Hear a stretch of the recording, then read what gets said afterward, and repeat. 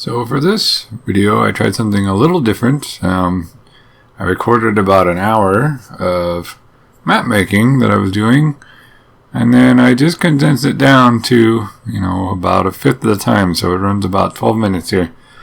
But I mostly just wanted to, speed it up for everybody, so that way you don't have to, slog through a whole hour of just doing map stuff. So here at the start, all I was really doing was adding in the transfer events for the main road that we didn't quite get to in the last part. And all through this video, for the huge majority, I didn't do anything different that we haven't seen before, except for at the very end of it. And I'll talk a little bit about that when we get closer to that. But so here, I was just adding in the transfer events, and then what I did was the top events on either side. On the main road, I added, the direction that they face, and then I did the same thing for the clearing map on the campsite that I had forgotten to do last time. I'd mentioned that in an earlier video. So here we've got first of the new maps going that I put together here. I just wanted to continue the road a little bit, and I wanted to make it turn. And then my other idea that I have over here, we'll see in just a second, is to make it so it's running alongside a large river. So here, just using the squares and everything, the rectangle tool, and, all things that we've seen before pretty much. Here shortly, I'll end up using one of the building tiles, and we haven't actually seen too much of that yet. But it works just the same way pretty much as the tree tiles that we used, the tree auto tiles that we used in the woods map. So it's pretty much the same thing as that. You just, draw as much as you want on the building, and then it kind of, auto tiles it all in there for you. So here we've got a bridge area, and then a side thing off to the side that I'm going to have end up being in a different map. I've got ideas going for all this, and I didn't get to all of it in just an hour, so there'll probably be, future videos like this one where it's sped up and, when I'm working on some more maps and things. But for now, I just wanted to set something up. So we've got, what I envision as, a little guard house area or something. A little, shack or something like that. And then the road is all blocked off. So my idea here is going to be, eventually to, have a scene here where, people are not allowed to pass through this area due to things that are happening in the story. So, but for now, I'm just putting in some things like, signs. I'm going to eventually put in events to, point the player this way to, the city or whatever. For now, I just, put the signs in there though, and then just draw in the details on the map here. I spent a little bit of time with the bridge, you'll see here in a little bit, because I really wanted to, try to get that looking good, and I wasn't quite satisfied with the default way it looked, and I wanted to do the trick that we talked about before, where you can use the auto tiles for the fences and make them like handrails or guardrails on the bridge. So I did do that, and then here we're just adding in the transfer events for the new map to match it up to our rest area one that we did.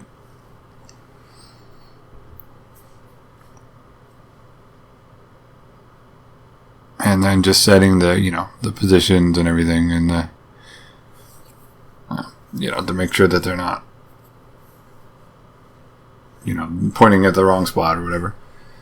So here I'm just filling in some details and adding grass and all the scenery stuff, all the things that would really take a long time to do as you're doing it. And you can, if you want, you can play the video back more slowly and, see more carefully what I did with everything. But it's all just stuff we've done before. There hasn't really been anything new other than the building tiles there, but that was pretty simple, pretty minor. So just adding in some details, and then here in a little bit, I'll make a third map, or the second map, I guess technically, but another area that I'll be working on here, and then in there I did some things that I hadn't tried before, and I'll talk a little bit about that while that's going on, because there are a couple things there to mention just briefly. And, again, like when you're making your maps and stuff, add all the details that you can. And sometimes I'll just, you'll see me like go back on things that I did because I didn't like how it looked maybe, or I was just experimenting with stuff. Especially the bridge. I was doing a lot of that. Here in just a second, we'll see that part too. Here I've got some trees going. I'm trying to decide, like, I want it to look more, more filled up with trees. So now we're looking pretty good there.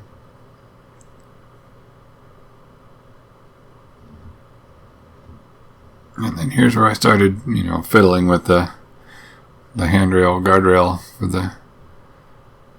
the bridge. And that's going to be an area, that leads off to another important spot. So I think there's going to be one more map when I get to that. Probably like a large, pretty wide river. So it might be a whole other map of just crossing the bridge, but we'll see.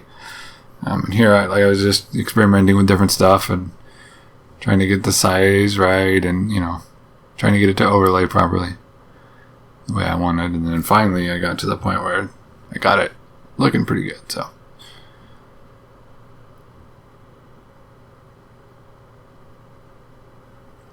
and now here we're starting another map. So we actually made 2 new maps on this, in this time frame here. So this one I wanted to be a little bit like increase in elevation, so it goes up. And then we'll see, I'll use some stairs to do that a little bit later on. But I also used cliffs too, and I tried to make it so, you could sort of see like, hey, this is, the cliffs are slowly raising up, and then, so you can actually, see that there's a difference going on a little bit. So on the bottom, I just made them pretty tall, but you'll see on the ones that I do on the top right side there, I kind of make it look like, an increase in elevation or whatever. Just to try to give the suggestion of that. It's kind of hard to do, but I'm not the best at it. But, I did the best I could and, made it look pretty good. To where I was pretty satisfied with it by the end of it. Another thing I experimented with, too, is increasing the shadows, too. Instead of just one block worth of shadows, I did actually 2 blocks worth in the shadow pen. So that helps a little bit, too, to make it seem like there's a, greater distance. And you'll see when we get to that point what I mean there. But and then so yeah, with the stairs. And then one thing that I did here too, I'll just talk about it a little bit early, even though we're not there yet, but I actually forgot that I made this map so tall in the height. So it gets to a point where I realize when we're making the transfer events that I realized that I made the map tall and taller than what I was just looking at here. But the problem was I kind of cut off the map like in the visible area here, so there's, I think it's like ended up being like 5 tiles worth that were just like empty, and I didn't do anything with it. It's just empty grass.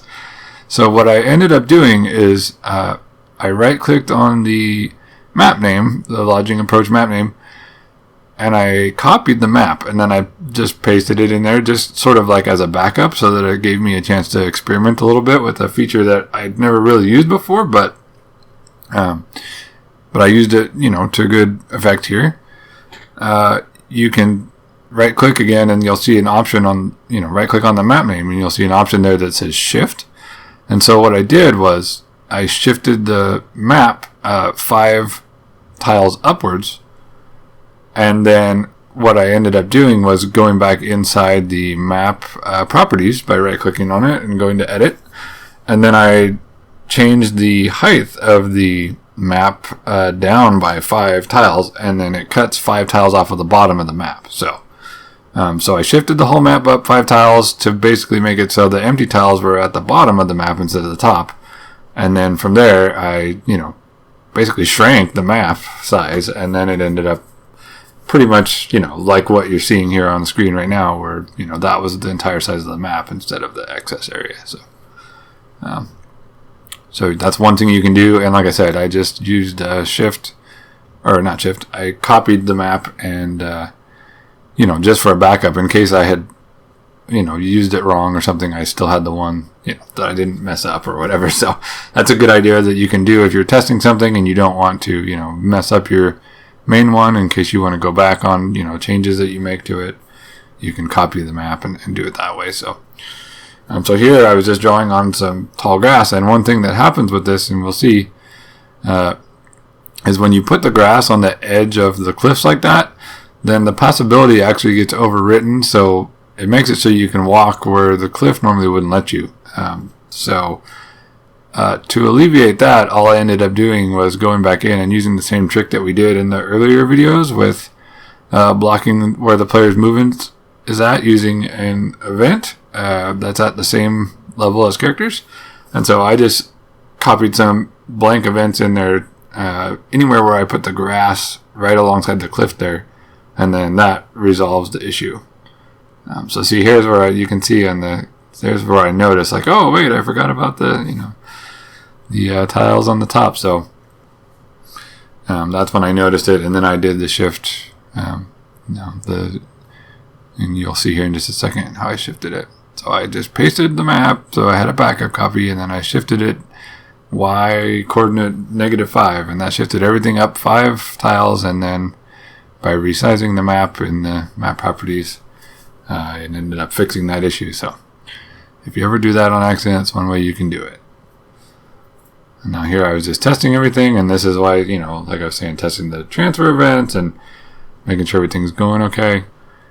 And then the passability test. This is why you want to do passability tests, because you'll see in just a second that I can walk up on the cliff where you're not supposed to be able to walk. And so then I did the events to block the player, just like we did before when we made those little planar box areas in the main road.